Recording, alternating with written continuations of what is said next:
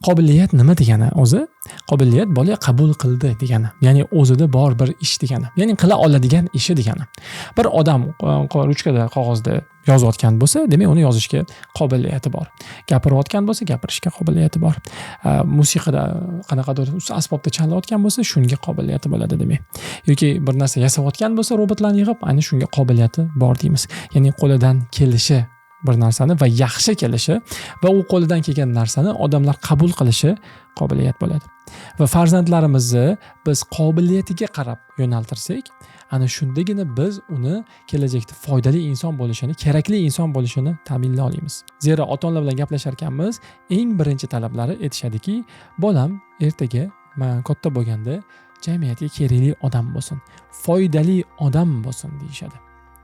Ya'ni avvalo shunda u o'ziga foyda olib keladi, atrofdagilarga, ota-onasiga, millatiga foyda olib keladigan odam bo'ladi.